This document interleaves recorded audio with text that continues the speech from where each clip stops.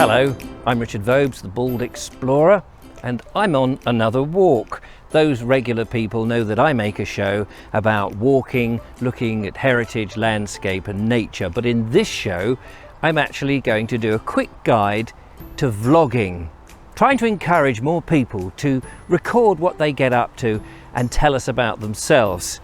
Now you might ask, what is a vlog? Well, a vlog is really a video journal. It's like a video blog, if you like. It's usually one person talking directly to the camera about a subject. Ooh, stinging nettles. Vlogging is a great way to engage with an audience about a subject. Video is captivating. People tend to stop and watch a bit of video. Of course, there are hundreds of videos on YouTube about how to vlog. So these are really just my thoughts on it, and you can take it or leave it, but they might be of some use. Number one, if you're going to vlog on your phone, and let's face it, that's probably the easiest and the most likely device to start videoing yourself on, here's the first tip. Don't film yourself like this, holding the camera facing you in a profile mode. Most other video cameras always film in horizontal, so turn the camera that way when you film yourself. It's just better. Obviously, if it's Instagram, they like things a little bit more awkward because they have a square that they film in, and you might want to do it that way. But for everything else, for YouTube, for Facebook and anything else, please hold your camera horizontal. Number two, be in shot. That's my advice. You see a lot of people who are out there filming things, and they're filming like this and they're behind the camera filming whatever it is and talking, which is great. But isn't it nice to see somebody's face? And I know what you're going to say is, well, sometimes, you know, my hair isn't in the right place, or I've got a spot on the end of my nose, or I look tired, there's bags around my eyes, all of those sort of things. Well, that's rubbish. People love to see human interaction. And if you're not in shot and you're not talking, people find it very boring very quickly. So number two, be in shot. Number three, a common mistake, look down the lens. A lot of people start to look at themselves in the monitor or just off where the camera is on the phone, and it looks like they're talking to the audience but over their shoulder or to one side. So always, where possible, squarely face the lens and talk straight at them. So tip number four, don't mumble. Yeah, I know, you're filming yourself. There's a fear that people will look at yourself, or perhaps you're unfamiliar with talking out loud. And the tendency is to start talking a little bit quietly like this. Your personality drops down and people don't really hear what you're saying, or they think you're dull and boring, which is no good at all. So try not to mumble. Speak in your normal voice. You don't have to overplay it like I am. You can just talk normally and people will listen. So just try not to mumble like that, because nobody likes a mumbler, do they? Number five, this is a very common mistake. Tell us who you are.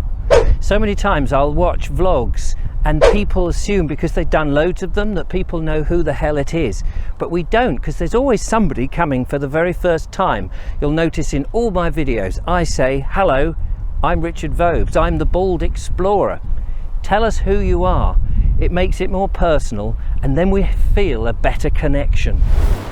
Number six, just like number five, where you tell us who you are, tell us, if it's relevant, where you are.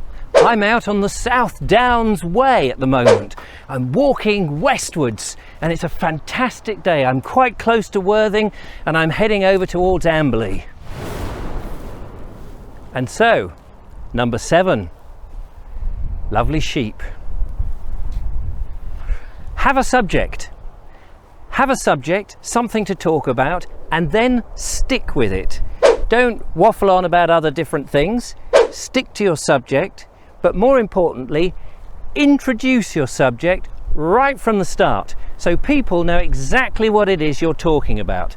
So if you're talking about these wonderfully shorn sheep, you might mention, hello, I'm Richard Vobes, the Bald Explorer. I'm out on the South Downs Way above Worthing, and today I'm talking about sheep. When you do that, you set it up. Everybody knows exactly what you're talking about. They know who you are, where you are, and the subject has been established. Number 8, try not to waffle.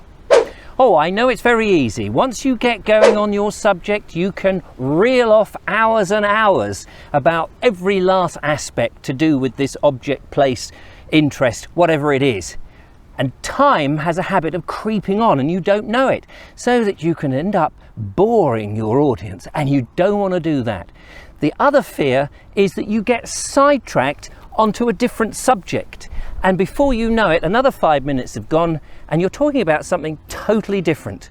So try not to waffle, keep it short, keep it concise, and stick to the point.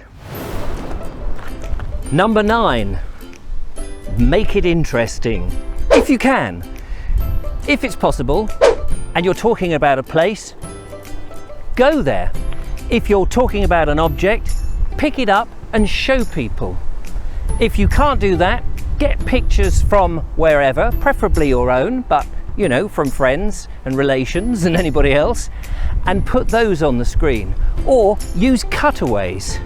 A cutaway is where you cut from the action like this to something like that, which is the subject of your talk, and then you cut back. Easy. Try if you can to make it interesting. And number 10, quite simply, have a definite end. You've said everything you need to say. Make it clear that you've come to the end of the video. Don't just stop abruptly. Just let everybody slowly calm down after the excitement of your talk. Perhaps try to elicit a comment from them. Suggest that they follow you, like, or subscribe to your channel. After all, they've watched this far, they might be interested in your next episode, should you have one. So try and have a definite ending to your video and thank them for watching. After all, a little bit of politeness goes a long way. So this is my end of my video. I hope it's been of use to you and that those 10 tips are handy. I'll list them out in the description in case you've forgotten them. But don't forget to follow, like and subscribe. It would be great. If you want to become a patron of what I do, that's fantastic. You can do so at baldexplorer.com.